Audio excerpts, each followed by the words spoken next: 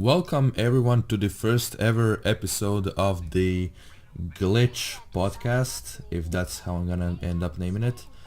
I'm Jay It's a and pretty I'm good name. yeah. I'm Jay and I'm joined here by B. And together we're JB. I just realized.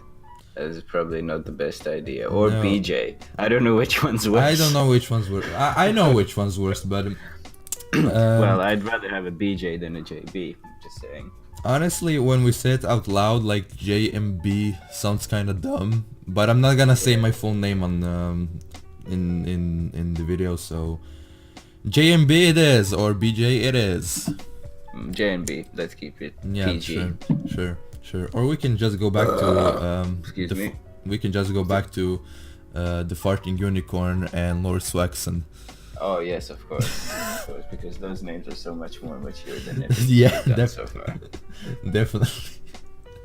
Alright, so I was invited to do this podcast because this motherfucker didn't want to do it alone. I'm Because sorry, am I allowed to say that on today's YouTube, or are you gonna get banned? I don't know. I think I'm gonna get age restricted and banned off of YouTube. But if we just talk about Logan Paul, I think we're gonna get a lot of money. Okay, so it should be okay. Yeah. Right. Well, so yeah, I was invited to do this podcast because I don't have any friends.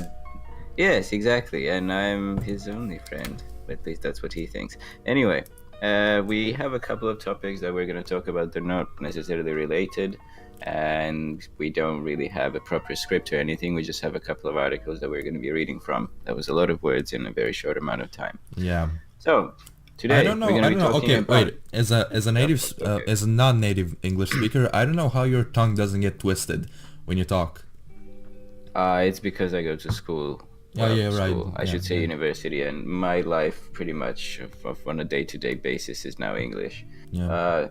Actually, going back this holiday, visiting my family, it was really strange speaking Croatian again, and I'd get my tongue jumbled up a lot more than I originally expected. Like, I know all the words and I know how to say things. It's just that it doesn't come out as naturally as I'd expect it to be. Like, and then coming back here to an English environment was the same period of acclimatization. But yeah, I think I'm fine now. Yeah, because every time I try to record audio for my videos, it takes me around an hour to record a 10-minute video because my tongue constantly gets twisted. Because I just can't, like for example, when you have words where R's and L's are close together, like spoiler alert, that's very hard for me to say very fast because my tongue just gets so twisted. Yeah, because they're really similar sounds, and the way you pronounce it makes it different too. I'd say spoiler alert. Spoiler alert. Yeah, I can see what you mean. Yeah. I was like recording a new video yesterday, and after like 5 minutes of trying to say spoiler alert, I just fucking gave up and just went with something completely different. Well, fuck it. Yeah. And see, also what I notice sometimes when you're speaking, the V and W sounds. Yeah. Because you just said when I was recording a new video. It gets kind of mushed together. Yeah, exactly, and it's normal because you're not an English. If you're asking a native English speaker to pronounce Croatian, over the past 3 weeks, I've been telling people how to spell my name after they initially asked me what's your name. I say it, and they keep saying Gordon. I don't know why my first name sounds like Gordon so much, but there you go. Apparently, look, if it's gonna make you feel better, people don't know how to spell my name in Croatian. What? Really? How? Yeah, they add an extra J at the end every single time, and I over the course of these 20 years, I just gave up. Like, is this your name? Yeah, sure, close enough. Oh, an extra J. Okay. Yeah, at the end. Yeah. That's another. Okay, I see. Anyway, Enough chit chat. Today's topics. Number 1, Justice League, but not in the sort of fanboy. Oh my god! So that's more of a fangirl. Okay, wait. Superman's mustache. No. Okay, let me first get your just your opinion on the movie. Just one word. In what you would describe the movie? One word. One word. Well, I have 2 words, but they're really one expression. Okay. As expected. Okay, I'm gonna go with dog shit. Because it's not what I expected. It depends what you expect. If you expect dog shit, well then there you go. To be completely honest, when I was reading reviews and people talking about it online, I thought they were over-exaggerating. I was like, no, it can't be that bad. It just can't be, oh my god, this is the worst thing I have ever seen. No, it's not the worst thing you've ever seen. Batman versus Superman. I've seen in the past, I don't know, 2 years maybe. I'm just going to preface this by saying I'm not a fan of superheroes or superhero films. Now, that still doesn't make me biased because I know a shit film when I see one. Yeah, definitely. And this was not a good movie. I can enjoy superhero movies. I enjoy Batman. I genuinely do. Yeah. But okay, so this is I'll state my case. I don't enjoy superhero films because they're just way out of this world, and like people like, I don't know, fucking Spider-Man or something.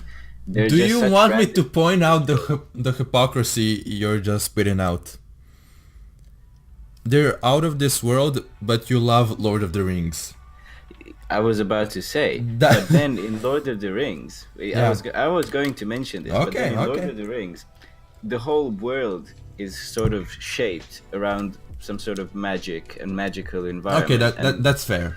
Whereas superheroes are just like freaks of nature, one-offs, and nobody else is like that. Well, not really. You always have the villains, but they're always sort of, some incredible people. Whereas Batman, for example, Batman and the Joker, awesome. Okay, sure, there's the whole backstory of Joker falling into acid and whatever, but it's his cunning that makes him the superhero that he is, not his superpowers. Batman, he's just a really rich, muscly dude. Whereas, but then, so that's basically my point. I enjoy Batman because it's not that it's plausible, but the whole scenario is much more, I don't know, I'd say believable, rather than having just 1 or 2 guys that are these, wow, super, look, I shoot web out of my wrists. If the world is like shaped around the characters, you're fine with that. I guess. Because it just gives it a more sort of believable vibe. I don't know how to explain it better. I'm sure there'll be people who disagree, and that's fine. I know that people really enjoy superheroes because they're, they stand out and they can serve as an inspiration. Wow, wouldn't you want to be like Superman? Yeah. Okay, I should also say this, since I mentioned Batman versus Superman. Yeah. Batman would have had no fucking chance against Superman. Superman is a fucking god, and the only thing that can hurt him is kryptonite. If we're going to go into Batman did use kryptonite. Yes. But then, before he managed to use kryptonite, Superman could have just fucking lasered his head, and Batman would be done. That's it. See, the problem about that movie is that it wasn't shit. It wasn't written well. It doesn't explain why Superman didn't just fucking laser off his fucking head. Yeah, exactly. So it does not make sense to me. Anyway, please let's stick to the theme and not vary too much. As a superhero movie fan, this movie is still fucking the garbage. Okay, I can enjoy Batman vs Superman. I can enjoy even Suicide Squad for not necessarily for the story, because it's fucking dumb, but for the overall style. Yeah, that's why I like it. I would rather watch Suicide Squad than either Batman v Superman or Justice League, because it's trying to be so serious and I don't know. That's what I like about DC movies. I like more serious superhero movies. That's why I prefer DC over Marvel. I don't Recently, really have a preference. Recently. So I can't say. Well, and I should also say, like, I do enjoy Deadpool. But that's because I love that. it's such a stupid movie. It's not supposed to be serious. No, it's not supposed to be serious. It's a fun movie. Deadpool is a fun character. I'm not saying it is a good movie, but not in the like Shawshank Redemption. Yeah, of course. Oh.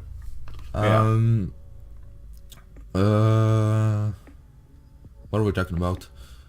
Well, Justice League. Oh yeah, Justice League. And how shit it is. Okay, so the first, I'm gonna say hour of the movie because honestly the movie went by so fast for me that I didn't even keep track of time. But I'm gonna say the first hour of the movie felt like an intro to something. And the last hour just felt like, okay, let's finish it off now because we have this one movie. Exactly, it was too rushed. The biggest problem this movie has is that they try to introduce the same problem with Suicide Squad. They try to introduce every single character at once. Yeah. And you just can't do that in one movie and then have an amazing plot and everything. You had to have really a Batman movie and a Superman movie and a Wonder Woman movie and a Cyborg, Flash, everything. You can't just cram those guys into one movie and I don't. And also now that you say it, I'm not gonna spoil the movie in case someone hasn't. I'm not gonna make any promises. But you know the big twist in the movie. We all know there's a big twist. I'm not gonna say what it is, but it's not a spoil. I mean. It's not a spoil. Everyone saw it coming. If you didn't see it coming, you're fucking brain dead. Well, exactly. It took so long for that to happen. Yeah. I was like, when are they gonna do that? At the very start of the movie. But then it would be like, oh, okay, well, now that this has happened, yeah, cool. And I would have liked, even though I'm not a fan of superhero movies, as I said, I would have liked to see the relationship that this character has with people after the big twist. Because it just sort of happens, and then everyone just does their own thing. It's like, oh my god, you're here. Yeah, that's completely normal. Like, exactly. Okay, I won't talk about this movie without spoiling it. If you haven't watched the movie, skip forward. I'm gonna put timestamps in the description anyway. There you go. So basically, Superman was revived. Wow, what a spoil! Oh, shocker! Okay. And then when he's revived, what the fuck? Everyone just kind of like, oh, okay, we're happy to see you. His mom cries a bit, and that's it. Yeah, Lois is just like, yay, you're alive. Yeah, and that's not weird. Exactly. And then he's like, oh, I have to go back. Batman needs me. And she's like, okay, but take care. And then these guys, the Batman and everyone else, they just go fighting the bad guys. I'm sorry, I'm just explaining this in very simple terms. Yeah. I don't want to go into details, and I don't know what the fuck the bad guys. Oh yeah, Steppenwolf. That's such a horrible name. I don't know. That's such a horrible character. Yeah. I don't know how he's in the comics because I don't read comics. Yeah, same. But I wouldn't be surprised if they just butchered him like they did the Doomsday. I wouldn't be surprised. And you can't tell me that it took like 3 or 4 armies and I don't know how many gods to defeat that guy, but all of a sudden 6 motherfuckers waltz in and kick his ass. No. Superman is just like, punk, yay! Yeah. And Zeus had to use like all of his thunder and whatever to just push him a little bit. Yeah. It's shitty. Steppenwolf should have stayed a band, and that's it. Well, you know? when I saw the fight with the army fight where they attack Steppenwolf, the like backstory. Yeah. I just looked over at my girl and said, this is gonna be fucking shit. There's no way 6 guys are gonna defeat this guy if a whole army has to attack him. And like, no if way. that's what happened at the very end, I think the movie would have been a lot better. If they didn't defeat him. Yeah, exactly. Because like you have all of these armies and the Amazons and everyone attacking Yeah, him, and then yeah. these 6 guys, like, sure, they're superheroes, but like, yeah, well, it's It would be fine much because more Batman's better way if there too was fucking this old. epic attack, like again, all the armies, all the gods, and these 6 guys all attack him at once to try to defeat him, and then defeat him. That would be a lot better ending. Exactly. Oh, and also what I was saying before, you know, when Superman... Sorry, I'm just sort of jumping around. I'm not great with this sort of thing. Yeah, when Superman was revived, and then he's like, okay, yeah, I have to go help Batman. And then these guys, like, destroy half of the fucking town, only for Superman to show up at the end and be like, sup, guys, okay, I'm gonna solve this now. Yeah, I'm good now. He showed up, like, 2 hours ago, or just go there straight a fucking way and save everyone who died. Yeah. Superman is a fucking dick. And he has a shit mustache. His Okay, mustache no, is let's actually not talk about the mustache just yet. I want to talk about how he tried to kill all the superheroes, but when Lois shows up, he's like, "Oh my god, I know you!" Like, that's such a Martha moment. Yeah, I just couldn't be like, not this shit again. Yep. And you know, like, then Batman is like, Alfred, bring out the big gun. Yeah.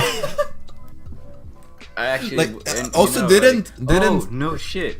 What would have been a better twist if they actually brought like a big fucking super huge gun and just shot the shit out of Superman? That would have been fun. But yeah, this isn't that sort of movie. No. Also, didn't Superman kind of break Batman's jaw? Like, just crushed it with his hands? Yeah. Yeah, well... And the whole movie is just feels like a bunch of events mushed together. It's like just chopped off and crammed in one movie. Put together, that would be so cool. And then, okay, let's actually do it because we can. And they gave us money, and people are still gonna buy this shit. So yeah. There wasn't no, sorry. Go ahead. There wasn't a moment in the movie where I thought, here's what I'm talking about. Where I thought to myself, okay, that was cool. Not a single moment. Yeah, and we still haven't talked about how shitty Flash is as a character. Like, he's supposed to be this like comedic relief. Yeah, he's of like a character. Spider-Man. He's like he's worse than Spider-Man. He's worse than Spider-Man. He's way worse. Spider-Man has okay, I love Spider-Man. I love the movies. I know you do. Especially the first and second one, the originals. Those are great movies. Those are really great movies. I won't deny it. Whether you like them or not, I think those are great movies. Anyway, that's fine. Flash is kind of sort of useless in this movie. I know. He, according to, because I've actually looked at this, you know, when you're in that weird side of the internet at 2 a.m. Apparently Flash is one of the most powerful superheroes there is because he's so quick and he can, I read that he can stop the rotation of the Earth. So like, what the fuck? I think there's actually universes where he can go back in time because he's so quick. But this guy, he tripped over his fucking feet. I know. And then when Aquaman, you know, put his foot so this guy can fall over it, I don't know how he actually timed it because this guy should be so quick that Aquaman wouldn't have the time to trip him up. But yeah, I guess that just... And also now that I think about it, the physics, when he tripped, he just like fell down. He was going so fast, he would have launched through the fucking wall. He would have broken his own leg. Yeah, yeah. The leg would just tore off. Yeah. So, in conclusion, pretty crap film. We have to talk about the elephant in the room, the mustache. No, before the mustache, before the big reveal. I don't know if you noticed. I know this because I follow Mercedes-Benz on Instagram, and I know months ago they had this whole campaign with Justice League and how they're gonna use their cars. The fucking product placement is. Oh, so bad. Yeah. The really cool car Batman drives. Yeah, isn't that a concept car? It is. It's not a real thing. If it was only Batman that had that car, I'd be like, okay, sure, no problem. No, but every single car in the movie was a Mercedes. Yeah, exactly. That's what I noticed. Why are when Lois Lane steps out of the car to go and save Batman's ass when Superman was kicking his ass? Yeah, you couldn't actually see the car, but the sill plate. You know what a sill plate is? The thing that's when you open the door, you step on it, so you go in. Okay. So step on it. Yeah. So basically, on the frame of the door, it's plate. And luxury car manufacturers, instead of making it just rubber or plastic, they engrave it, or they say it says the model name.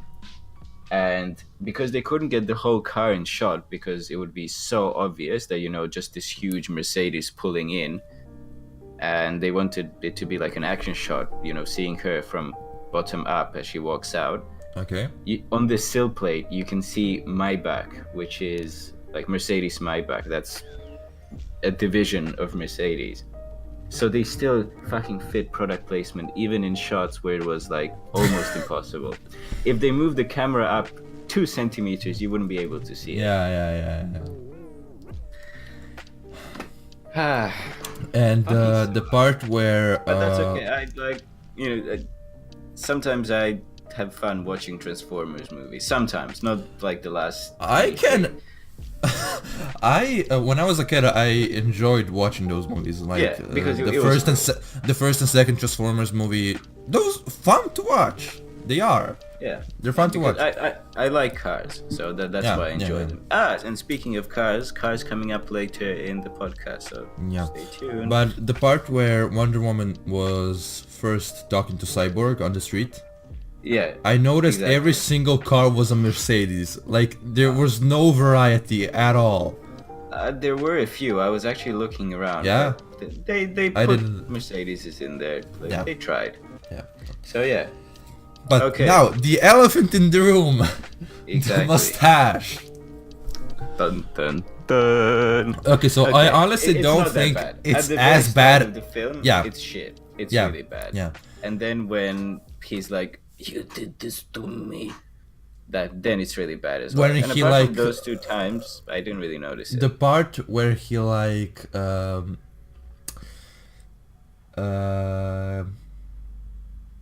holds Batman by his neck? No. I think it's when Wonder Woman tries to grab him with the lasso, and he has this face of like, "Oh no, you didn't," where his mouth is so clenched together. I started laughing. There's a meme about it. I'm gonna try searching it. There's a meme about it. Yeah, I'm looking at it right here. Wait, I'll share my screen so you can see it. Or actually, can I just send this to you? You can send it in Discord. Yeah, I'm trying to. Wait. How do I send this in Discord? Share. Okay, here we go. I'll just copy the picture so you can see it. But I think this is the picture that we're talking about. You can put it up on the screen when you're editing let this. Me see. That scene, but not that's that. When he holds. Not that picture. There's where is it? Okay. I'm trying to find it. I can't find it. It's okay. Eventually, when you find it, just Anyway, it was so bad. It was so bad. I started laughing. I just couldn't hold it. It was so bad. But honestly, it's not as bad as everyone makes it out to be. Do you know how much money they spent on it? Around 70 million. Am I right? Did I don't think you're right. There was millions involved. Yes. That yeah, I'm sure definitely. I think it's like in the 250 million range. And that's it's what I only saw because yesterday. like they could have gotten good mustache makeup thing for $100, but no, they have to fucking CGI it off because No, the other studio didn't want to shave it off. the other Like studio no, it's a could lot have more just it's a lot more profitable to just CGI it off than to just shave the it other off. studio could have made him an exact replica, like a toupee. Yeah, of yeah, his that's what I'm saying. That's for what the I'm trying to movie. say. Yeah, yeah, yeah. Oh yeah, yeah. Well, and yeah, like his mustache is pretty cool. Like he looks good with it. Kind of creepy, but pretty good. So I get if he even if he wants to keep it, but like come on, Yeah, man. but fuck, I was trying to say something, but I forgot. I totally forgot. Wait. No, I forgot. No, I Oh well, forgot. Yep. Okay. Never mind. shit happens. It's okay.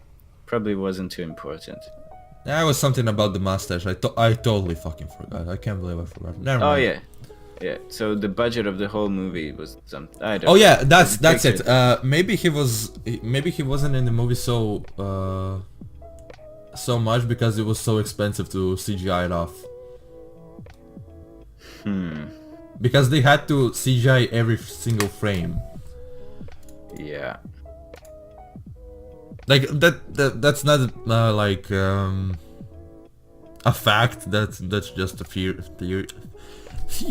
That's just a Yeah. game theory. No, a film Well, theory. well. Okay, so I'll pose you a question. Yeah. If you were the director of Justice League, or someone who decides when the movie is going to come out, if you saw the shots of him being CGI'd and how shit they are, before you spent all that money, would you spend the money or postpone the film for another, let's say, 6 to 12 months?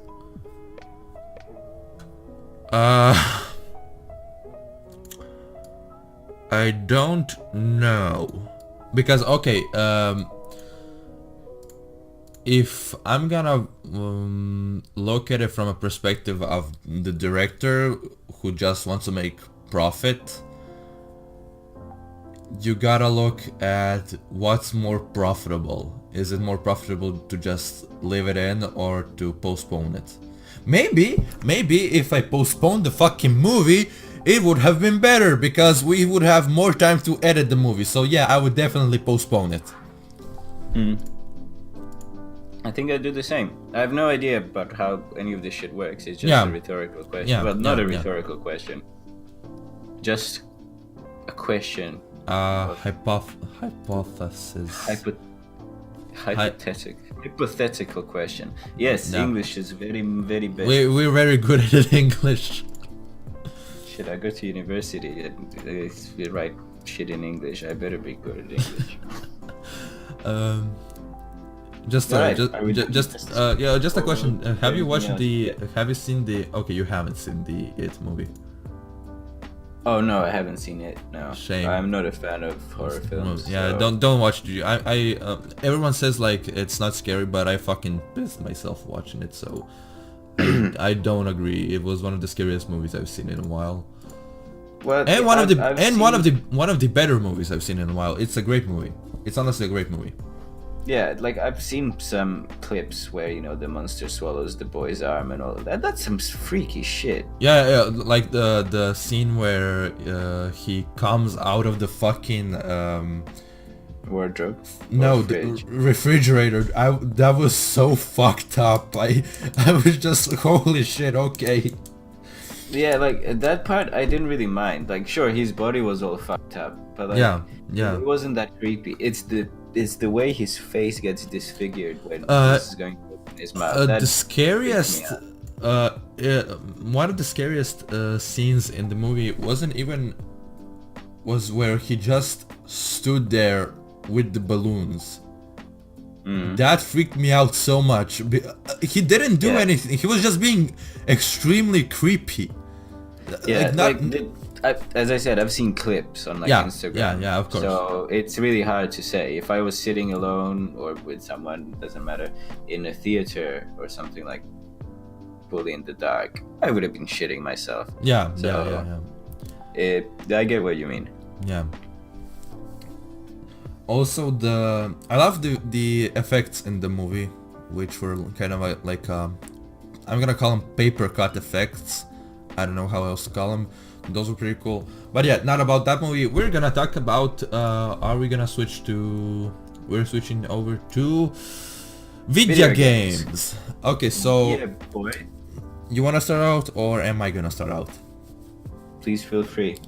Okay, so have you heard anything about AC Origins? I have. What have you heard? Whatever it was that you told me. Oh, that's how much you heard. Okay, then nothing at all. So pretty much nothing. Like I know about the game. I saw some trailers. Okay. Well, before you start talking, because obviously you're gonna have a lot to say. I'm not gonna say a lot because I am making a review of the game. Really like Assassin's Creed games. I don't mind them. I played the first few.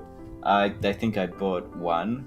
How? But okay, I bought one before I even knew if the games were good or not.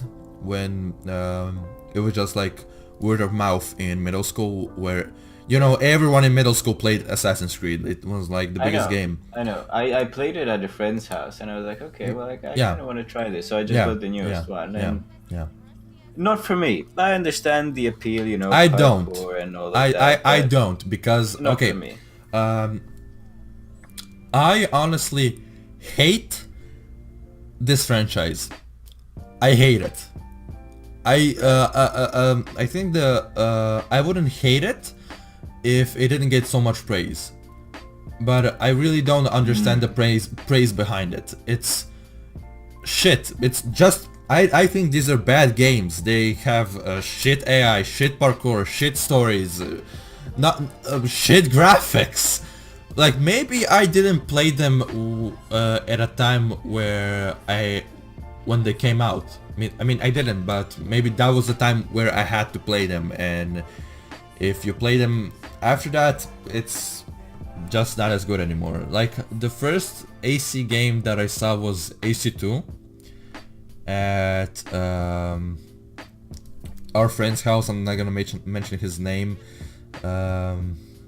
Do I know him very well? Yeah. You've been he asks you about money a lot. Oh yeah. Oh, okay. Now you know. Yep. So the first time I saw an AC game on a fuck my English, seriously, fuck it. An AC game was at his house, and it was AC2. Yeah. And I was, as a kid, blown away. Like, oh my god, you can do parkour. Oh my god, you can jump on this guy and kill him. Oh my god, you can run around this open world. Because that was all really new to me when I was a kid. Even back then, open world games weren't really like, there were open world games, but none really of that style when you can explore. Like there was GTA. I'm talking about the time. Like that, I'm talking about the time where it came out. Like all of this was pretty new to me at the time. Although I did play GTA, San Andreas, Vice City, and Free for most of my childhood, but this was I remember I played it at your house quite a lot. Yeah, so. But this was still something new, and the parkour was like, oh my god, I can climb this fucking building all the way to the top. I can't do this in any other game. Yeah. But since at the time I didn't own a PS3 or a good computer, so I couldn't play games.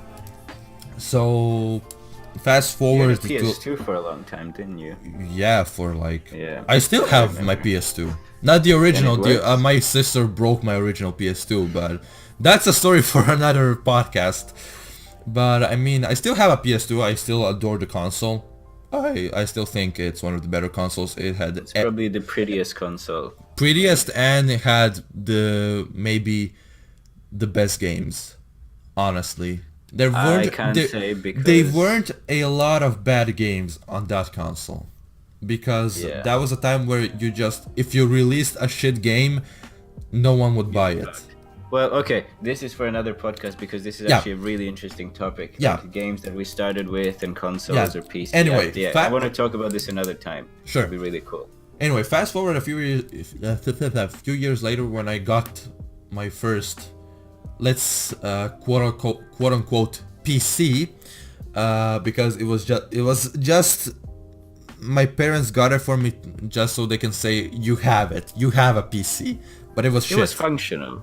No, I'm not talking about the PC you think I had, the one where I started my first channel. I'm talking about... Oh, no, the one before, I know. Yeah, so I bought AC1 because I didn't know which one was the best. I just saw AC and bought it, played it, and thought it was okay, but it had potential, but that it could like build upon all the stuff that it was a good base game for something in the future. Yeah.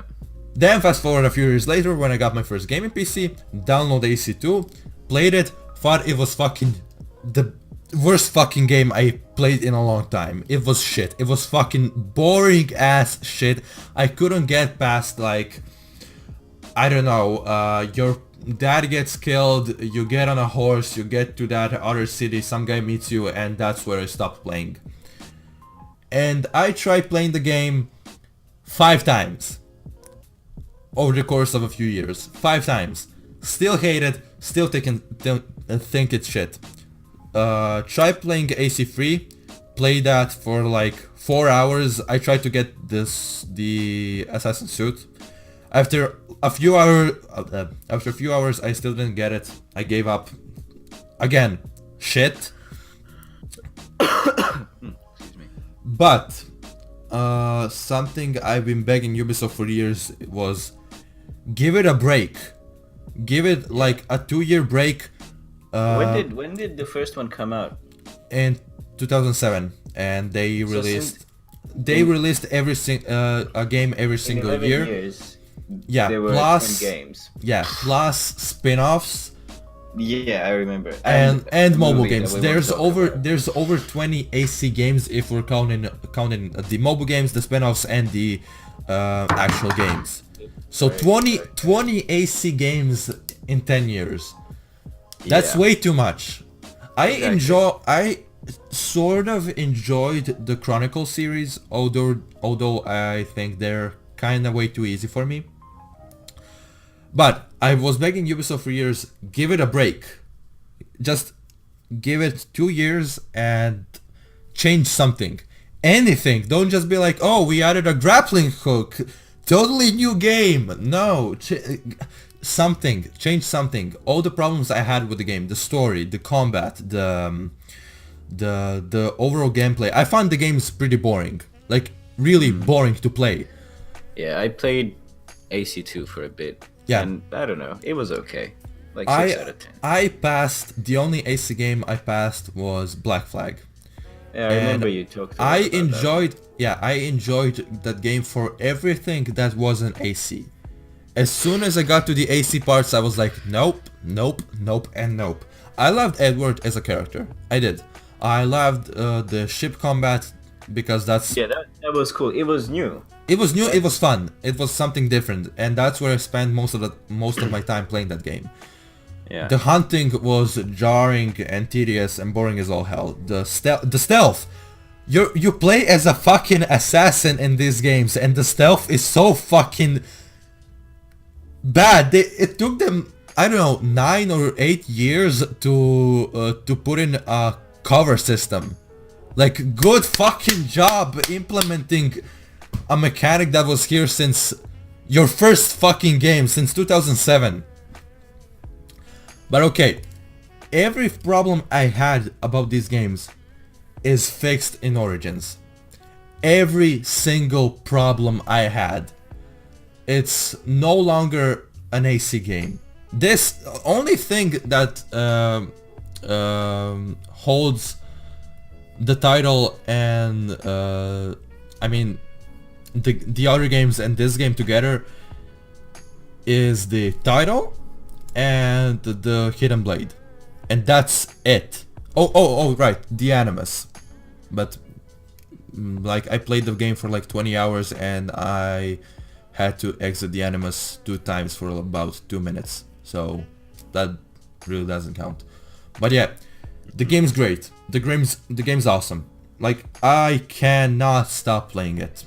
It's just it like the exploration in the game is fun. It's for the first time. We're talking about Origins here. Yeah. For the first time in any AC game, the exploration is fun. The most fun I have in the game is just exploring tombs and pyramids and everything. It's so rewarding, so fun. There's from time to time there's mini puzzles which aren't hard but are refreshing. So yeah, the game's absolutely fantastic and everything that AC isn't, which is good. It's not a bad thing. Yeah. So I really like from what I saw, you sent me a trailer, and I was like, okay, well it seems interesting. Yeah. Okay. But the trailer doesn't do it justice. It doesn't. Yeah, well, obviously, like the trailer for Far Cry Primal looks pretty good. Yeah, but the game is fucking retarded. So, yep. Do you know what? Not a great game. Do you know that they completely changed the gameplay of Far Cry 5? Really? Yeah. It's completely different. Yeah, completely. They added a shovel that you can throw. That's actually pretty cool. Like, fuck me, but that's funny. Like, Yeah, you can actually throw shovels. Yeah, you have like five shovels in your inventory and you can throw it at people. Well, of course, I always carry 5 shovels in my back pocket. Yeah, of course. And an arsenal of guns in my other pocket. Exactly. When I shove that Dragunov up my ass. Yeah, Okay. it's not changed if you didn't get the start. If someone didn't get the start. It's exactly the same as always. I am actually a fan of Far Cry. Yeah, I am pretty too. much all of their games. I actually liked Far Cry 4 a lot. I know Far Cry 3 is usually the one that people go for, and it's a really good game. But I don't know, Far Cry 4 was just cool to me because I think it was the first game that I actually properly experienced, like as someone who plays games. That was Far Cry 3 for me. That was Far Cry 3 for me. I got it on a PlayStation 3, and it's not that great on a PlayStation. I still play it for LOL sometimes, but I don't think gaming on a console, gaming FPS games on a console is the same experience as doing it on a PC. No, it's not the same experience. Especially in an open world. Yeah, definitely. It's just so different. Playing, I don't know, fucking COD on PlayStation. Yeah, sure. But yeah, I'm not gonna install COD on my PC. If you point in a gun to my head, like, no, kill me. I'm not gonna install that. But yeah, seriously, try out AC Origins. If you're a not fan of the franchise, still try it out because, as I said, it has nothing to do with the other games. It has more to do with The Witcher than it does with the AC games because they made it on RPG. I have something pretty disgusting to admit, but I've never played The Witcher 3. I have, and I don't like it. That's really? That's even more disturbing. But I have the urge to try and replay it. I'm gonna say a third time, because okay, first time I tried playing it was when I had my first game in PC. Yeah. And it was I played The Witcher 3 on the lowest settings, in windowed mode, like in FPS. like 15 to 19 FPS. Oh, it was a disaster. So I upgraded my PC, tried playing it again, and I think the biggest problem was that I forced myself into playing it because he will not be named person was kinda shoving it down my throat, like, oh, you gotta play it, oh, it's the best game ever, oh, it's fantastic, oh, it's so great, The same person that we spoke about before? No, it's the fat annoying bastard with the glasses. Oh, yes, of course. Wow. Now you know. Oh, yeah. How could I not? I remember when you were telling me how fucking annoying it was. Yeah, Yeah. I think the problem was that I was trying to find this amazing game, but I didn't just try to enjoy the game. Like, I was forcing myself to play. I just didn't it wasn't enjoyable for me because I was just trying to find this amazing game, like, show me this amazing game. And that's a problem, because if you go into a game expecting and trying to find something great and not just enjoying the game, that's a problem, because you're not gonna find an amazing game if you try to find it. You have to enjoy it. Exactly. That's why I enjoyed Far Cry 4 so much, because going into it, I only saw the trailer, which was really cool. I really liked the trailer. It was badass. Yeah, but it was nothing like the game. It was nothing like the game, unfortunately. No, it wasn't. It wasn't. But I don't know what trailer that you saw is like the game. Anything that's not a Ubisoft trailer. Yeah, pretty much. Yeah, that's pretty accurate, I have to say. That is pretty accurate.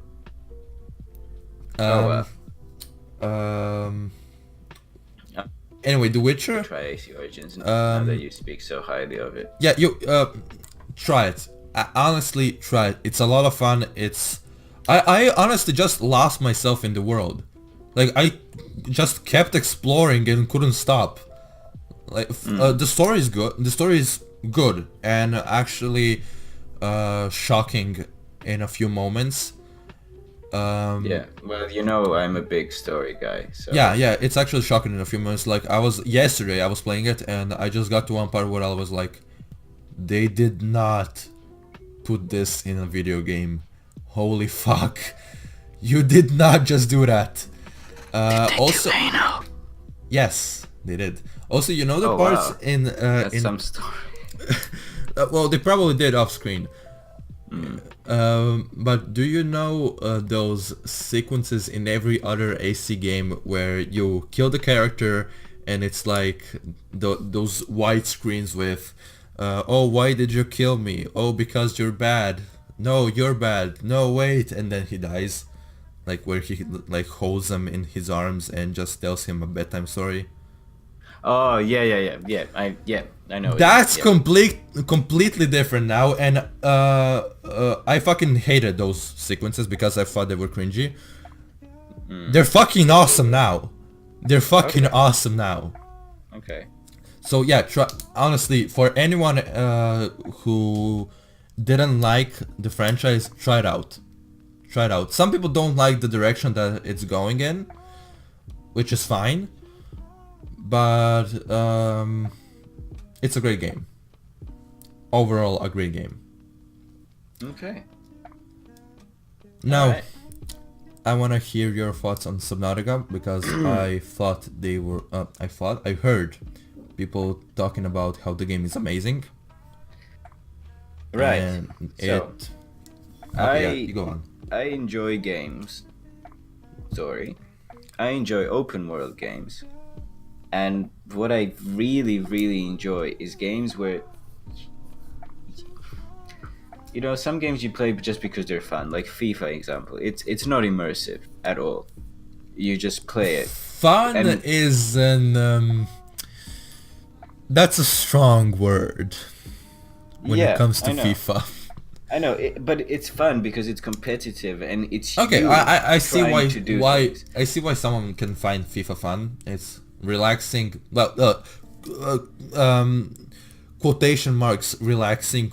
Some people find it way too serious, and they get way too into it. Yeah, they always do. But wait, just a second. My cat wants to get out. My cat wants to get out.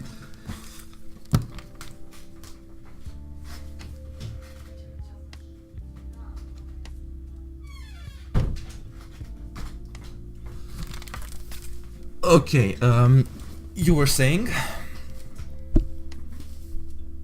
Right. So, what was I saying? Yeah, with FIFA. Okay, some people take it too seriously. Of course they do, but that's pretty much like that with a lot of games. And Yeah. it's fine. Anyone can get really immersed in a game. Not see, immersed is the wrong word. Because you can't really get immersed in FIFA. Exactly, just so into it. Like they're like, yeah. oh fuck, I need to win. Okay, back to Subnautica. It's such an immersive experience. Yeah, I heard that. Absolutely incredible. I have to say, it is probably my favorite game right now. It is just so excellent. It's really simple in a way. There aren't, like game breaking things that you do. But just the exploration aspect, and you're just driving in your submarine or swimming or whatever through the water. You can't see anything around you, and suddenly you stumble upon this, I don't know, huge fucking structure that was here thousands of years ago, and you can't see it until you see it. And the sounds, oh my fucking god, the sounds, man. You have to try playing it. I'll buy it for you. I don't even care. You just have to try playing it. I'm actually searching it up on Steam right now. It's such $20. an excellent game. Yeah, it's not expensive. But, well, it's okay considering that something like PUBG costs... Wait. $30. Yeah. That unfinished garbage of a game. Okay, I'm not gonna talk about PUBG because I'm making a review of it, where I'm just gonna shit talk it. But Subnautica. I paid $20 for this when it was basically in its earliest stages. I remember that. Yeah, I didn't want to buy it when it was in early access because, like, I won't support early access games. I don't know. I had faith. But my opinion kind of sort of changed on that. I will buy an early access game if I think it's fun. Yeah. Or if I think it has potential to get out of early access. But it's something completely broken, like, I don't know, Ark or Rust or something like that. I'm not gonna buy it. I'm not gonna buy it. H1Z1 DayZ, no, I'm not gonna buy that. That's why I bought Subnautica. It was because it's different. The world is open world, but it's all ocean. Well, okay, not all ocean, but mostly. It's basically all ocean, and it's really hard to describe. And yes, I was on the sounds. The sounds are probably the most immersive part of the game. Wait, let me just ask you something. Does it have multiplayer? No, it doesn't. Oh, that's a shame. It is. That's a shame. That would be so great for this game. Like, but then again, I don't know. It would be great if it was like the Forest, where you have co-op mode, because the Forest's co-op mode is fun. It's really fun. I played with some friends. It's fun. It's way more fun to play with some friends than by yourself because you can build these huge bases in a fast amount of time, because if you're doing it alone it's gonna take you days to finish something. With the Forest, what I did play it, but I'm not wrong, you land on Earth, you basically crash on Earth. Exactly. You crash on some deserted cannibal island. Exactly. I actually finished the story.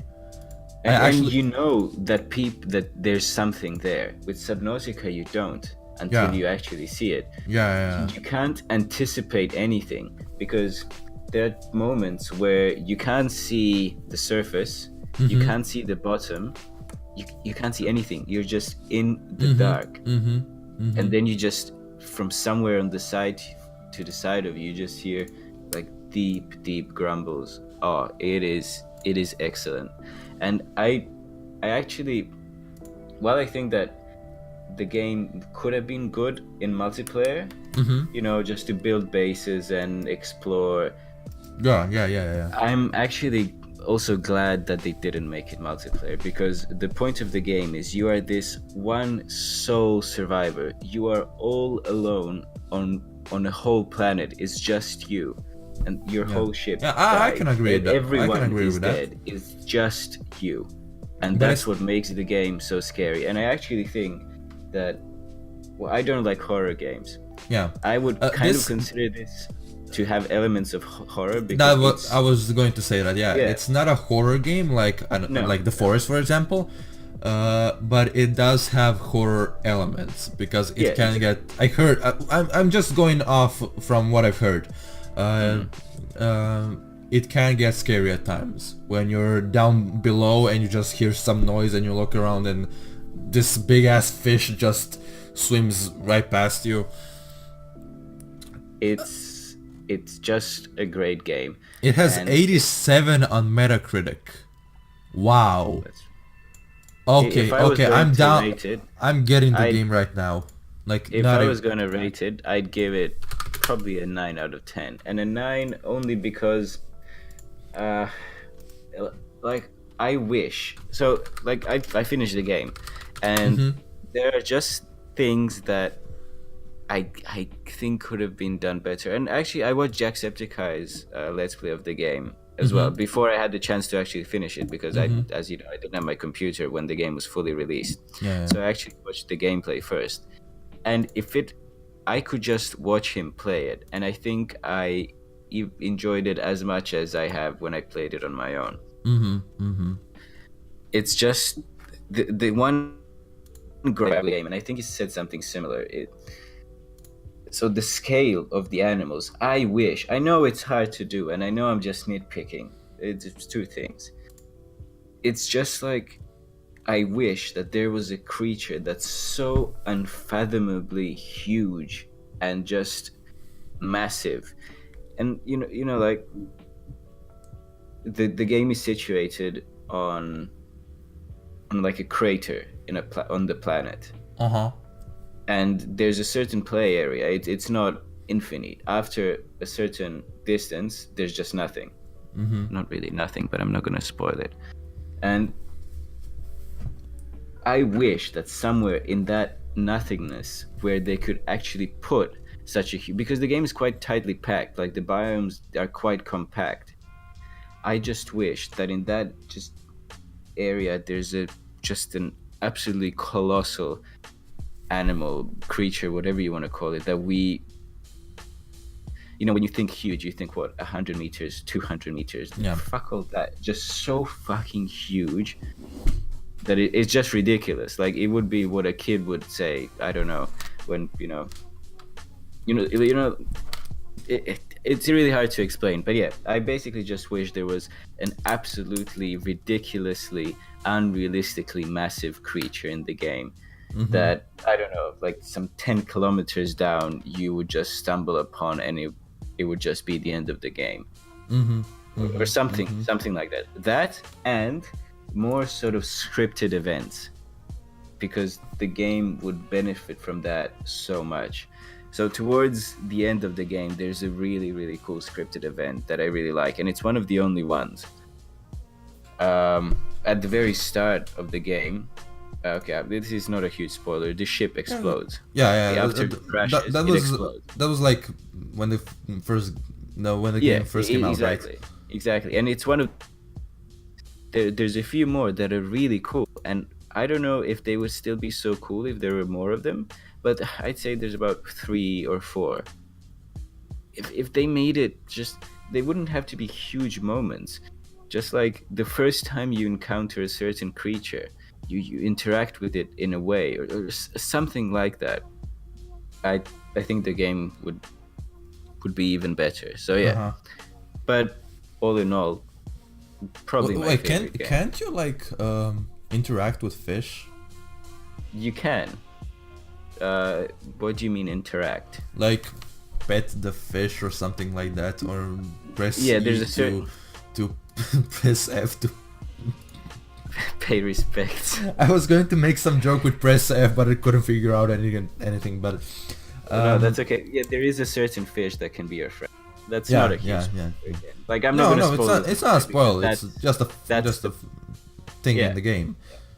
So yeah, there is one, but yeah, like as a first attempt at this sort of game, I think it's just absolutely incredible. And if there is some sort of, see, I don't know if a sequel would be any good. There is a possibility of a prequel for the game, and I think that would be really cool, because again, okay, so put a timestamp here, because do you want spoilers of the game, or do you want to experience the whole thing for yourself? Because I you don't should. want spoilers. I really don't want spoilers because Okay, I okay, haven't so- played the game. I haven't played Yeah, the game. that's right. That's right. Okay, so- so let's do this. When you finish the game, because you said you will buy it. Yeah, and yeah, play it. definitely. So when you finish the game, we'll do a podcast. We'll talk about Subnautica again. You'll tell me your experiences, Sure, and then I'll sure. tell you what I think the And next thing would be. how about you do the same with AC Origins? I'll try my best. Like you don't have to complete the game. If you don't like the game and you don't complete, that's fine. Just that Oh we no, can. like I'm saying, I'll try my best to give it a chance. To get Yeah. a good opinion of Don't it, not just- just buy it open and be like, okay, well that's shit. Yeah, don't I'll properly give it a shot. just So, don't do what I did with The Witcher 3. Don't go in like, okay, blow me away game. Just I know. try to enjoy it, because that's what I did. Like first time I booted up the game, I was like, wow, this is like a poor man's Dark Souls. And then I continued playing it. I was like, should I skip the story? You know what? I'm gonna give it a chance. And after a while, I was just like, okay, this is great. There was a moment in the story where I was like, that was fucking cool. And no other AC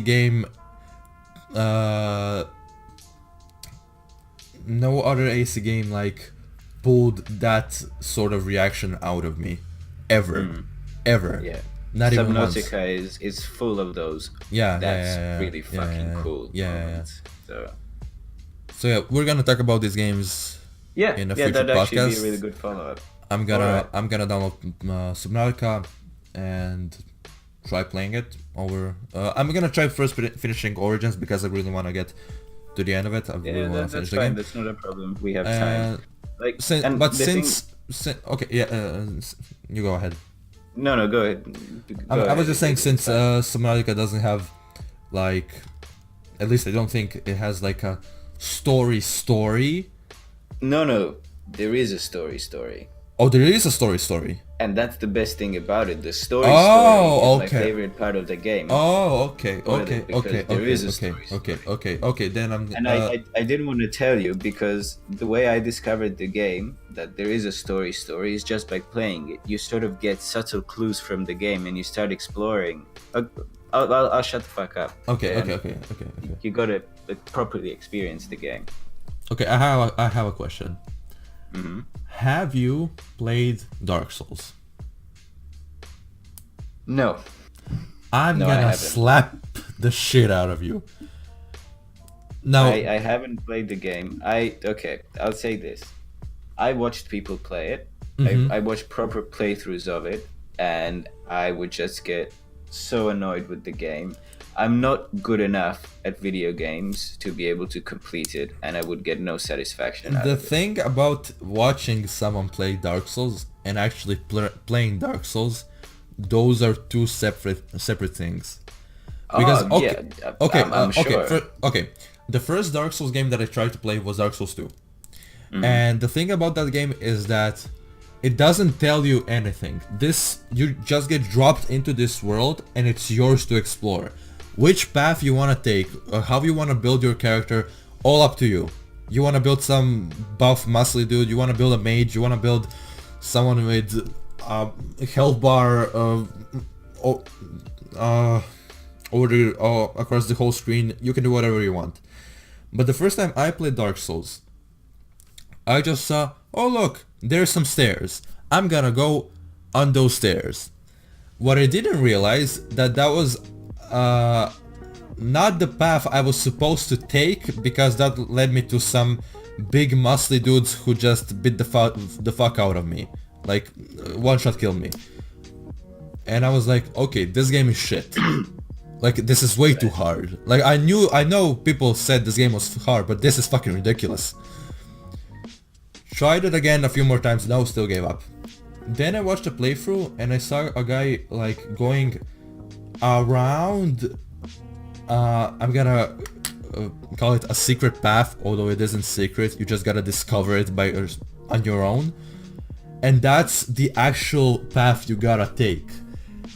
And once I discovered that, yeah, it was difficult at first because the game expects from you to learn how the enemies work, how to actually play the game, what to use, what not to use. It just, you have to learn everything. So that's when people say Dark Souls is hard, they don't mean like, oh, because you die a lot. No, but because you have this learning curve that you gotta go through. You just constantly have to be on the edge of your seat looking out for yourself. You can't be like, oh, I'm gonna just waltz through this area. No, something's gonna jump out at you. But yeah, try playing Dark Souls.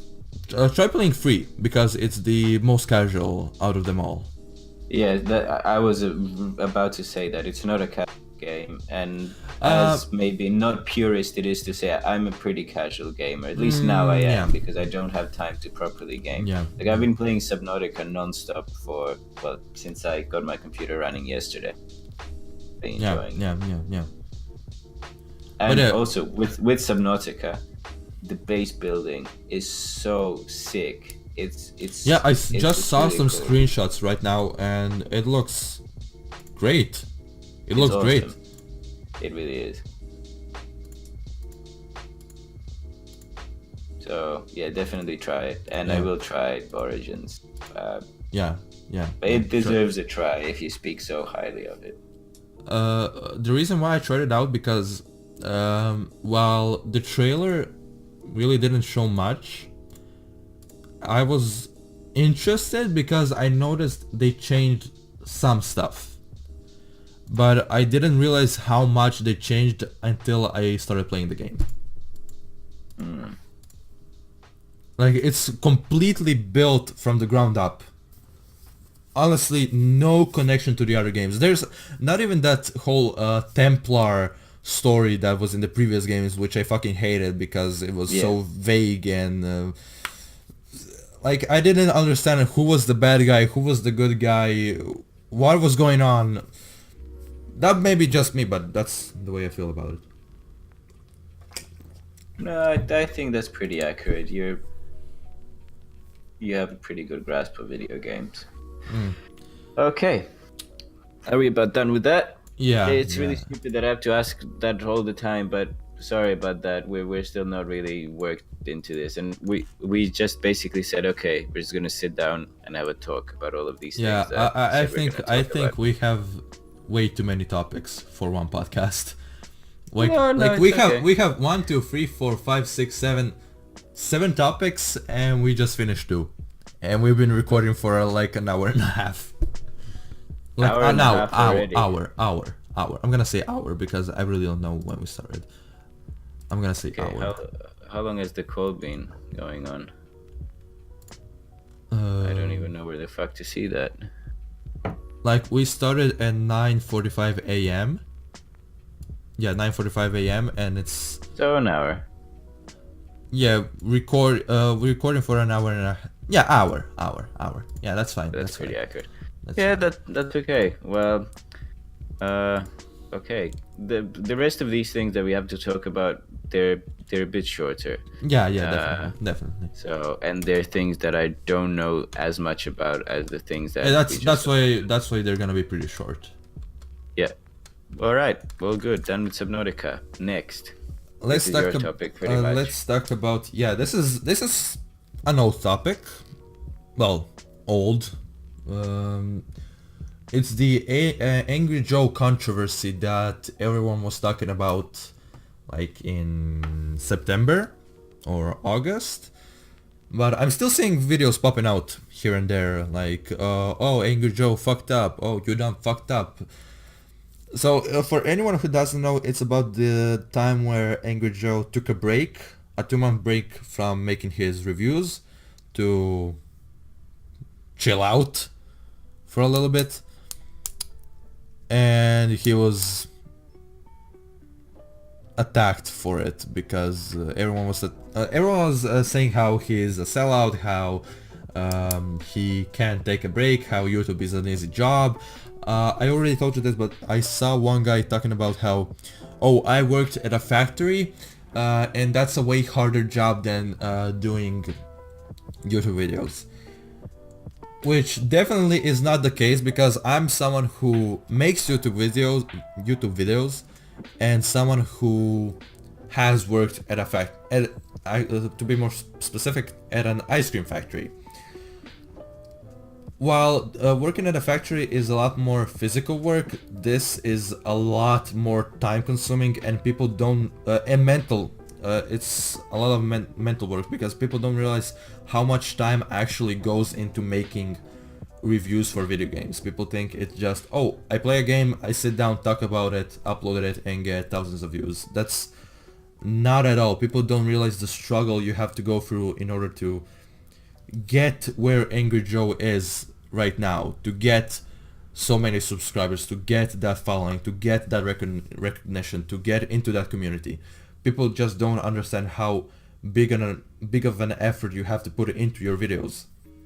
Like, it takes me, okay, let's say it takes me around 8 hours to finish one game. It takes me about 2 days to actually complete the script, to write it, to review it, to make some changes. Then it takes me about an hour to record the audio. It takes me, I don't know, 3 or 4 hours to actually chop down the audio into something that's coherent and something that makes sense. And then actually editing the video takes me 3 days. And that's just me, and that makes like a 10-minute video or 15-minute video. Angry Joe makes videos that are 20 to 40 minutes long. So I can't even imagine how much time he actually puts into his videos. But you have to keep in mind, it's different. He does that full time. You have other shit to do. But while that's still true, it's probably very time consuming. So. It's definitely very time consuming, and he's someone who doesn't.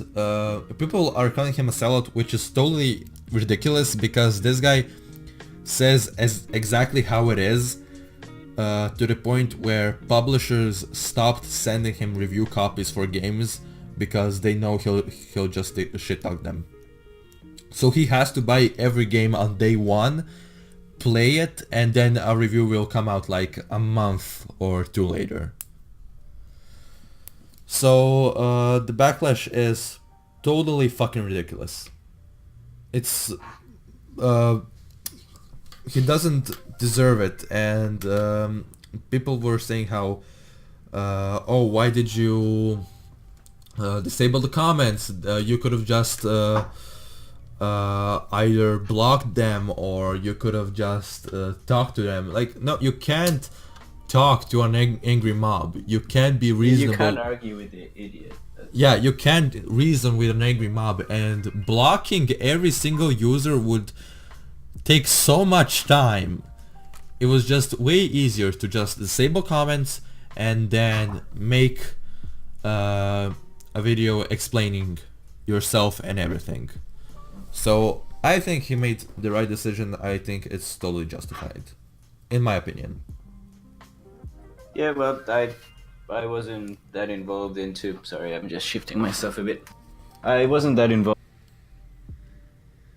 from what you told me. I don't know if you're biased, but from what I can gather and from the little that I've seen, it's pretty much standard internet. Someone makes a decision that's not necessarily something you would do or something that you like, and there's suddenly cowards, pussies, and whatever. Yeah, people were said. Like, oh, we don't want to see anything else but the reviews. Like, he has all the rights to do whatever he wants to do on his channel. Yeah, exactly. And if you don't want to see anything else, Just just don't fucking watch it. unsubscribe. Exactly. Or don't watch it. Be here or subscribe for the reviews. Fine, watch the reviews. Don't watch the movie reviews, the gameplays, anything else. Just watch the Exactly. reviews. That's I'm subscribed to many people, and I don't watch all of the videos. yeah. That's completely So it's fine. just That's exactly. fine.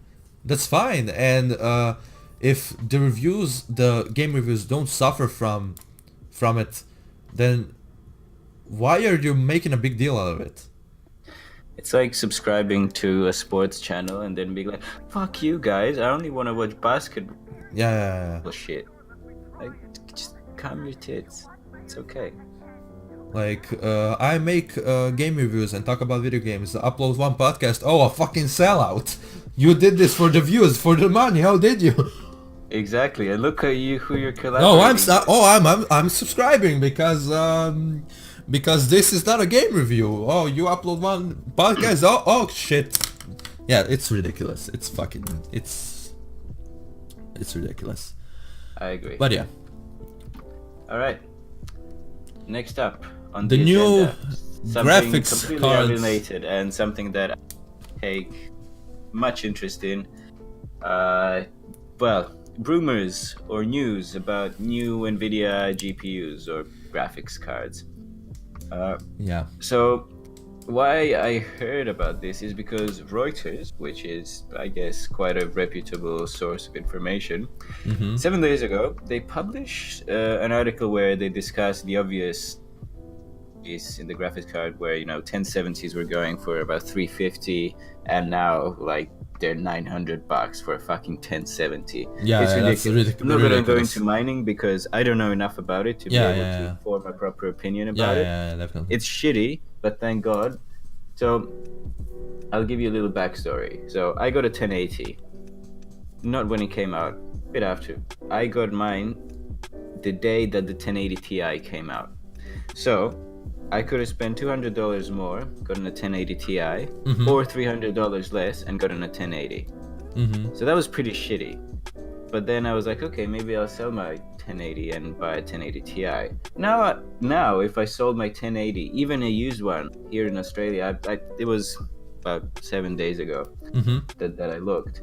They're going for $650 to $700 used 1080s. Jesus Christ. Okay. Fuck. So yeah, I think I'm gonna stick to my 970. It's doing a good job for now. It's a good right. card. So basically, back to the new cards.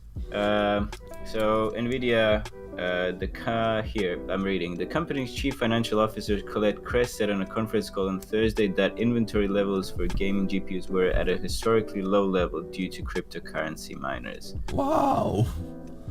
No shit. Okay, Wow. but where is the thing that I'm actually?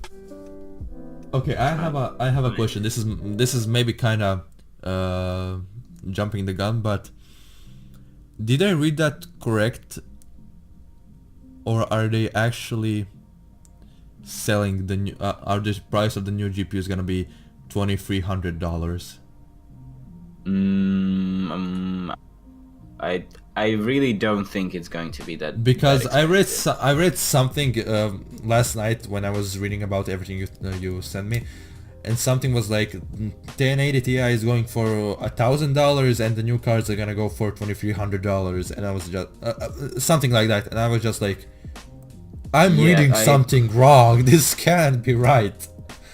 I don't know about pricing. I really don't know, and currently I don't really care about it because I'm not a reviewer. That doesn't really matter to me. I have a 1080, which is perfectly fine for my needs. I'm not going to be buying a GPU anytime soon. Definitely. But what interested me is that Reuters 7 days ago said that the new GPU gaming chip, codenamed Turing, is expected to be unveiled next month, that being March.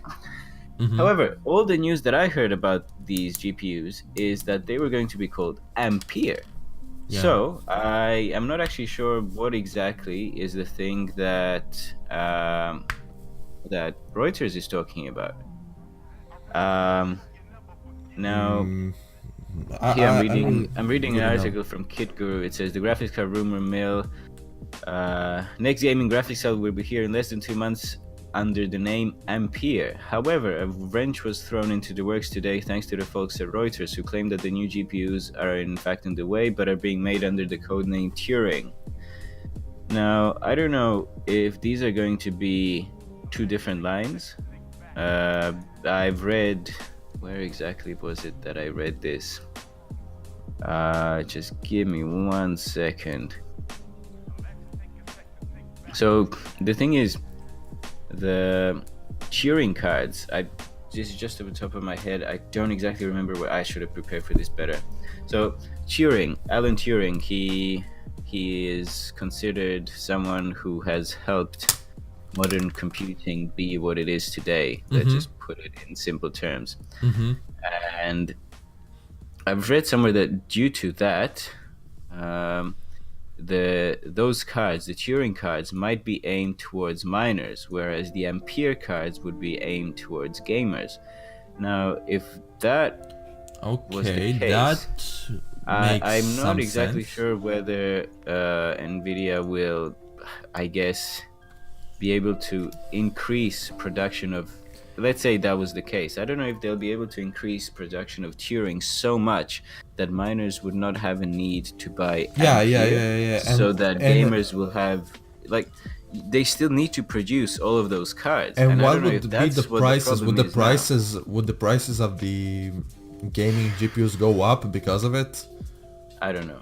I really don't know at this point. And also, some people are calling it 1180s, so they're basically going from 10 to 11. Some are saying 2080s and so on.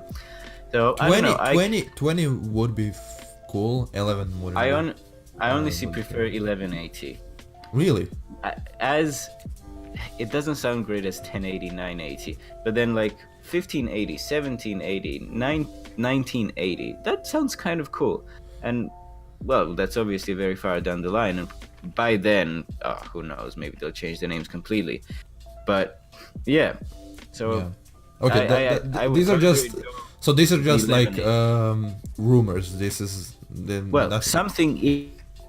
Well, not definitely. Something is probably coming out in March. Here it says the GPU is expected to be unveiled in March, though it wasn't specified whether the reveal will take place at GDC or the Graphics Technology Conference. Okay, but there's currently no information about the cards themselves, like the specs, the prices.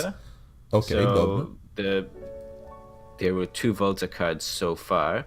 The Titan V, which is a $3,000 graphics card, and it's fucking awesome. And then there was a Tesla V100 card, which is a deep learning card. It's basically just for it's not a gaming card. No, neither is the Titan V. But basically, it's way overpowered. The Tesla V100, when AMD came out with their whole Vega thing and their new Vega workstation cards, they were like, okay, I forgot what they're called. I haven't been in the loop for. Yeah, I haven't been in a while. And then soon after that, Nvidia just comes out with V1 with a big fuck you in AMD's face, like, look what we can do. So that's kind of a problem. I'm really hoping that the Titan V is not a trendsetter regarding prices, because it's $3,000, which might mean that the 1180 or 2080, or decide to call it something else, that would be in the $2,000 range. It might mean that, it might not. I really don't know. So yeah, that's pretty much where we're at right now. I just thought it's pretty interesting. Yeah, because I do enjoy graphics. Both of us enjoy computers and graphics cards. Yeah, exactly. But, I'm just gonna wait for the graphics cards to be unveiled and released, and then watch some reviews of it. And then we can talk about it. Sure. So yeah, that's about it from what I wanted to say about the graphics card. I didn't do enough research to be able to say anything, exact, and I don't want to pretend like I know a lot, but I know some. Right. Enough. Now, we know enough. Talking about deep learning and all of that shit, something that excites me very much which is the new Rimac, or as it's incorrectly pronounced, Rimac or Rimac. And well, there are some people who should definitely know how to pronounce it properly, and they don't. And I hold a grudge against them for that. But anyway, the Wait, new are you Rimac talking about me? supercar. No, not Oh, you. okay. No, they're definitely not you. I was kind of confused there. No. Anyway, it's the new supercar. If you don't know about the Rimac, you probably heard of Richard Hammond's crash at the beginning of, I think it was beginning of last year, in the Swiss Alps, where he crashed the Concept 1 out of 9 cars. Fucking knob. And yeah, it was pretty interesting, but I'm not going to talk. So the second car will be revealed at Geneva Motor Show later this year, and it's really exciting. And why I'm talking about it here is because the car is said to have, I believe they call it level 4 autonomy. Basically, it will be able to drive itself where it's legal, which for a 1,000... Oh, well, sorry. So the Concept 1 had 1,224 horsepower and went from 0 to 100 kilometers an hour in 2.5 seconds. This shit will top that. Wow, really? Yeah, apparently. We'll see. And okay, but wait a second. This is a Croatian company. It's a Croatian company. And I never heard of them until now. Well, there you go. They make pretty much, I think they make everything in-house. I don't know if it's everything, but like stuff like the headlights and the interior, I don't know if the interior is made in-house, but I know for a fact that the headlights are made in-house, which is sort of stupid, because why would you? It's kind of ironic building a self-driving car in Croatia because the roads are so fucking bad. I don't know if you can't say that the roads in Croatia are bad. We have some of the best highways anywhere in the world. Highways, I don't know. I haven't been on highways all that much. Yeah, but unfortunately the roads in the town are not the greatest. That's true. But then again, this is not an everyday car, and you wouldn't go to buy definitely a $2 million car. So why that's really interesting to me as well, because at the time when this car was released, which was 2013, I believe, it could beat anything in a quarter-mile race. It could. And it was a challenge that it set. And I've seen it race many cars, including the Porsche 918, which is one of the top. It's considered to be part of the holy trinity of cars, which is Ferrari, McLaren P1, Porsche 918. And the Porsche 918 is considered to be the fastest of those on a quarter mile. And this thing beat it. If you think I'm lying, just watch Salamandrin's video. With those who the people who like cars probably know who he is. He's a car YouTuber, and he raced his 918 against Mate Rimac, the owner of the company who drove the Concept 1, and he smoked him. So yeah, the Porsche 918. I don't remember, but it wasn't like a huge margin, but it won. And that's a really important thing for a small country like that. Yeah, definitely. But we're a small country, but we do really great things. Anyway, since 2013, there have been many cars that I believe that the Rimac would not fare so well against, because obviously technology has progressed. Now we have the this is car talk, so it might not interest you as much. We have the Mercedes AMG Project 1, which is a fucking beast. It has a Formula 1 engine in it. Then we have the Aston Martin Valkyrie. What else is there? I forget now.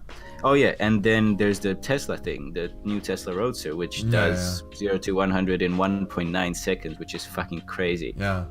So yeah, I was kind of worried because Rimac did announce that there will be another car. There was they called it the Concept S, which was basically like a development on the Concept 1. It was basically Concept 1 with a little more power, a little less weight, and a wing at the back. So it wasn't anything, it was evolutionary rather than revolutionary.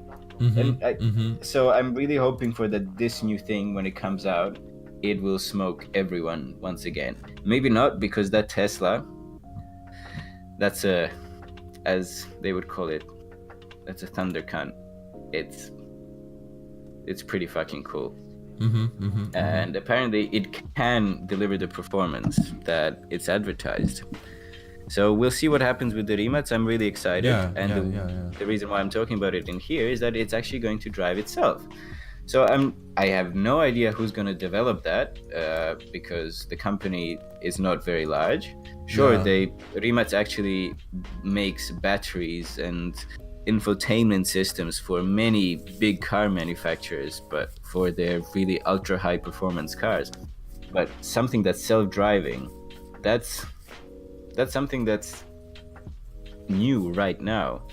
It's very, very, like, Tesla pioneered it in a way, and they were popular because their cars could drive themselves. But now a small company like this, it's pretty cool. Yeah, I'm still not sure how I feel about self-driving cars, because I don't know if the AI is developed enough for it to be completely 100% safe. Well, for it to not what do you define as safe? That's the thing. Okay, you're on the highway, you press autopilot, you relax, fucking play Uno or something, and the AI just glitches or something, and the car just swerves, crashes, you dead. Well, let's say you're holding the wheel and your steering axle snaps, or at 150 kilometers an hour your front tire blows, you're fucked. So I think that something like an AI which learns as it goes, I think it's actually quite safe, and it wouldn't be in cars if it wasn't as safe as it is. I've never experienced it, of course, so I can't really say, but I think it's pretty safe. The question that I raise, you are driving, well, fast, and you don't have time to stop, so that both parties are saved. And the parties are you in the car, or someone crossing the road. Doesn't matter if it's a red light, but you can't swerve to avoid them. You will hit them if you don't stop. Yeah. If you stop too quickly, you'll fly right out of the windshield and you're going to die. The person crossing the road will not. If you keep going and you survive, you will hit the person and they will die. What does the car do in that situation? What does the car do? Yes, it's self-driving. What does the car do? Try to swerve around the person? You can't swerve. Keep that in mind. I have no idea. I know it's a pretty impossible situation, because maybe there's a very high chance that you can't swerve. Okay, it's an impossible situation, because no person in their right mind would just cross a street while a car is going, I don't know, 80 an hour. But it's but like if it happened, I don't know, maybe the car would like slow down very quickly, but wouldn't immediately stop. That's not the question I'm asking. It's a would you rather type of thing. It's either you die and the person crossing the road lives. Oh, what I would rather have. No. What do you think the car should do? What is the right moral decision? I don't know. Like that. There's no right answer here. There literally isn't. So I think so far that I think that primarily the focus should be that you basically always protect the driver. Well, I think that's just how it is, because technically, yes, the people crossing the road in front of you are in the wrong, but they don't deserve to die because they crossed the road. No. If they're crossing the side crosswalk, there's the stripes on the road. Yeah, well, let's say they're just crossing when there's a red light. Their red light or my red light? No, you have a green light and they it's their fault. It's 100% their fault. It is their fault, but do they deserve to die for it? No. eventually something like that will happen, because self-driving cars are, I think, just a matter of time. So it's a bright future in a way, because there will be way less accidents with self-driving cars, because most of the faults are human faults, just like with airplane crashes, for example. But the thing is, yeah, I'm really interested to see. There's actually a game, or not really a game, it's like an online questionnaire where they give you scenarios and ask, okay, what should the car do in this case? What is the right moral choice? And it's scenarios like this, but then it goes even more in depth. Like, okay, let's see that in the car you have yourself and your two kids, but there's four people crossing the road, and who dies then? So yeah, it's an interesting thing. These are pretty dark questions. This podcast just took they are. took a sharp turn. Okay, well, anyway, what I wanted to say, really super cool, fucking very fast car coming very soon, and hopefully it kicks everyone's ass again. All right. Okay, before we go on to the next topic, I really have to go to the bathroom because I'm gonna piss myself. So, pee break. All right. Would you like to introduce the next topic? Okay, what's something that's very clever? Oh, the robots. Mm-hmm. The robots. What can we say? So, like what? I don't know what to say about that. Yeah, it's really fucking scary. Well, I don't know if it's scary or not. See, that's the problem. I don't know if it's scary or not. Or if someone doesn't know, okay, nobody knows what we're talking about. We're talking about the new robots that can open doors. Boston Dynamics. Yeah, that can open doors. So that's, people are freaking the fuck out about that, because obviously it's kind of scary when a robot can open a fucking door, because it leads them to so many opportunities. Yeah. But I mean, this is kind of a hard topic, because will robots ever actually get to the point where they can rebel from us? Well, just recently, I saw this on an episode of Awesome Hardware. Mm-hmm.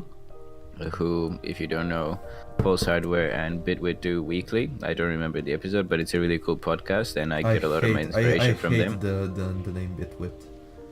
It's like, what was wrong with Awesome Sauce?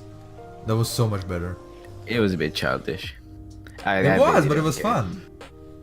Well, anyway, so they were talking about how Google's AI managed to create a better AI than what any human was able to create beforehand. That's fucking scary. Okay, that's scary. But yeah, robots, please leave a link in the description of the video so people can actually see what the fuck we're talking about. I will. I hope I don't forget. I'll remind you. And yeah, basically robots opening doors. No, I don't know much about it, but there's it was really much. Funny. Do you ever watch those videos where they kick robots and stuff? Kick robots? No. Yeah, like kick them to see how their balancing works. Oh, I think I know what you're talking about. Yeah, I always kind of feel bad for the robots. Like, I mean, I know they have no emotions or feelings or anything, but I just kind of feel bad. Like it just seems so defenseless. Have you seen the Boston Dynamics robot that did a backflip? I think I have. Okay, leave that link in the description as well. Don't forget. Again, I'll remind you, because that's scary as well. All right, well, that's it. I don't have much more to say about it. You try to take out the robot's battery, and he just backflips, kicks you in the face, and stomps out. It's like those Japanese ninja movies where they backflip onto a tree branch. Anyway, last topic. Something that's not so smart. The HomePod. Yeah. The Apple HomePod. Oh my god. Why does this is probably the worst thing that Apple has... It is the worst speaker that Apple has ever created after the Apple mouse. Because nothing is worse than the Apple mouse. Well, if you're not bothered watching the rest of this, it probably won't be long, but if you just want to know my opinion on it, I think it's a great speaker. I have actually heard it in an Apple store. Let me say something positive. Before we go, I'm just gonna say something positive. It sounds great, and it looks great. Yeah, it looks good. But when it comes to the functionality, it's fucking shit. Like it's terrible. It's compared to something like even, I don't know, Amazon Alexa or Google Home. It's bad. The thing with the HomePod is that it is made for Apple users, which is also a missed opportunity for Apple to bring in like Android consumers. If the speaker was like better than Alexa and HomePod and anything else that's out there, if there is anything, like if the speaker was actually good and I was interested in buying Home Assistant, I could buy the HomePod, but now I can't because I can't connect with my Android. You can connect to it with your Android. It's not made for an Android. Yeah, that's what it is. That's kind of a missed opportunity. Also, some Apple users, I mean a lot of Apple users can't connect to the HomePod. Like I've seen a video where a guy tried to connect 3 of his iPads, 2 of his iPhones, his wife's iPhone, and it still wouldn't connect. And then he went online to check if this was a defective unit or if this is actually a real thing, and people have problems with it. Like it just won't connect. And what's the point of a Home Assistant if you can't connect to it? Yeah. Sorry, my chewing is disgusting. I didn't know this. So basically the bad stuff about this, you can't stream to it with Bluetooth. Yeah. It's AirPlay. Which is a Bluetooth interface, so I don't know why they couldn't just enable Bluetooth. But anyway, and there's no wired audio input, so it's just wireless. That's kind of fine. I don't mind it. There's no Bluetooth, which is stupid. But it's so easy to just add a 3.5mm jack. But hey, it's Apple. Yeah. And in saying this, I do have an iPhone. It's an iPhone 6. It's courage. Plus. It was courageous for them to not include the 3.5mm jack. Anyway, you have the iPhone 6. Yep. And I like it. I like iPhones. And all the compromises that come with it, I'm fine with them. I don't say they're perfect, and stuff like Face ID was worrying me when it was new, but it seems that it's really working really well. And what I like about Apple is that when they introduce something new that is actually new, like Face ID, sorry, I shouldn't say new. Sure, Samsung had it before. Samsung had the eye recognition, but Apple had face as well. But it never worked properly, and people didn't actually use it. But when Apple does something new to their devices, not to the mobile phone industry, they do it properly. Apple has a more premium feel to them. Yeah, that's what they have. And I'm fine with that. And I would rather have something that works properly. I'm not saying again all the time, they're not without fault, but most of the time, and with my experiences, like the touchprint sensor on my phone, never had a problem with it. Of course, it doesn't work with wet hands, but my phone and your phone are from the same generation. I have the S6 and you have the 6S. My fingerprint just 6 plus. 6 plus. Okay. Still same thing. My fingerprint scanner doesn't work properly. Like half of the time I honestly forget to use it because it's much more quicker for me to just swipe up and do my code than to hold my finger down and wait for it to maybe load, because 9 times out of 10 it just won't load. Yeah, and keep in mind that it's like fingerprint sensor on sorry, go ahead. On my phone, it's like right now I'm trying to use it. Trying to unlock it, there's a big delay, and there's a 50-50 chance that it might not work. Like it's a delay. Nope, it won't work. Delay, won't work. Delay. Okay, now it works because I placed my thumb somewhat differently. Yeah. Well, yeah. See, with my phone, it's the Generation 1 sensor, so it's not the stuff that you get in a 6S, 7, or it's 8. It's not as smooth. So, what I do, I press the button, and it doesn't open as quickly, but the delay, honestly, is not there. It's not significant at all, and I'm happy with using it. I basically press the button, the screen just shows me the lock screen for a split second, and then the phone turns on. I know that some phones today pretty much, as soon as you put your finger on the press, it's pretty much straight the home screen, no lock screen.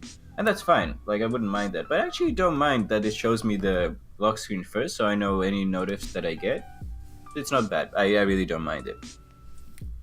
Anyway, back to the HomePod. So yeah, in addition to all this, Siri is still limited. Like it's not as good as the Google Assistant. No, I'm pretty sure it's better than Alexa, but Google Assistant is I've seen the best. I've actually seen a comparison between a guy compared the HomePod, the Google Home, and Alexa, and Alexa was actually better at tracking not all the stuff, but some stuff was better on the Alexa than on HomePod. Which is definitely ridiculous. That Alexa is better in some stuff than the HomePod. Look, if you want the HomePod for just the speakers, that's fine, but you can. And you have an iPhone. And Apple Music. But still, why would you waste $350 on that just for the speakers? You can buy better speakers for $350. You can, and I think you can buy better smart speakers as well. Yeah, definitely. I mean, it's if there's anything positive to say, it's very good looking and very good sounding. I love the surround sound feature they implemented. Yeah, it's really cool. Well, but I really like the look. But then again, most of the people will have it placed in some corner, so the design of the Google Home makes more sense to me because it's just one direction. I agree, and especially with a larger speaker. Like because the Google Home, it's a big speaker. What is it? The Google Home Max or Max? Yeah, it's $50 more expensive than the Google Home. Than the HomePod. But it's made like to put against the wall, whereas to have it in the middle on a table, and I think it's a bit too big for that. See, most people won't place the HomePod in the middle of the room. They won't just put it on the floor and be like, okay, that's cool, now everyone can hear it. No, they're gonna put it on some table in a corner somewhere.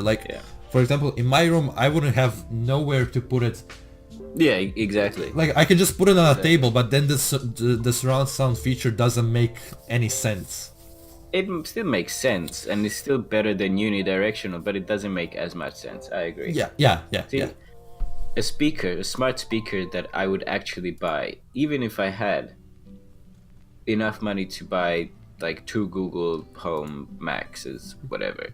I would still probably get the Google Home Mini. I really, really like that thing. I would buy the same exact thing, but if I had a reason to, because right now I have no reason whatsoever no, to buy a home assistant. That's what I mean. If I was buying a speaker, Yeah. I would get a nice set of speakers that I would link up to my computer or whatever else. But for my smart thing, I would use a Google product, and we would probably be the Home Mini. Yeah. Sure, it has some shortcomings. It's not the best, but it's pretty. But it's cheap. It's not that expensive. It's like $50, right? I actually don't know. I think it's probably around that. Yeah, $40 or $50. Yeah.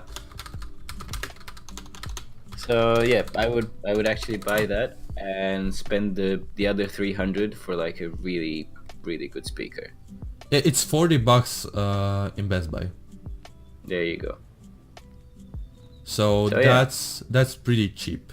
Or you can get the upgraded version, which is $60, which is the uglier version, like the one that. It's just the Google Home. It looks like a cut off traffic cone. Yeah, it's really ugly. Yeah, it's not the best looking thing in the world. I agree. I would buy the Home for Mini. only $60 again. It's better than the Mini. It just doesn't look as good. Yeah. So, yeah. All right. Well, I think that would be it. Have we come to the end of this podcast? Yes, I think we have. I don't know for how long we've been running. I feel like it's been 2 hours. It has been about an hour and a half. I hope it hasn't been longer than 2 hours because, first of all, it's the first podcast. No one's gonna watch 2 hours. But I want to thank you guys for listening or watching or whatever.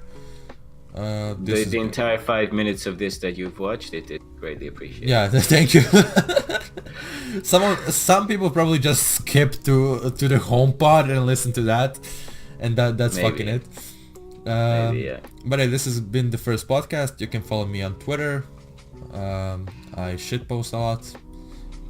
I don't follow him on Twitter, so don't worry about it.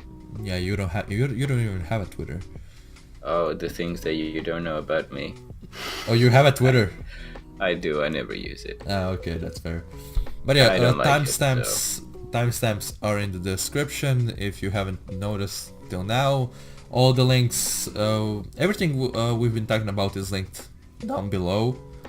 All the topics. Yep. So and yeah, we'll try to do this next week. Yeah, we'll try to do this once a week. Like try to figure I think some that'd be topics. really good. I actually really enjoyed this, and I was like, oh fuck me, there's research I have to do for this. But then I found some articles, and I'm like, well, I already know this. Yeah. So yeah. We'll try to. Wasn't too bad. We'll try to in the future. I think we'll try to focus more around video games, since this is a video game channel. But it's always gonna be something either tech related or video game related. It's never gonna be like, oh, let's talk about cooking.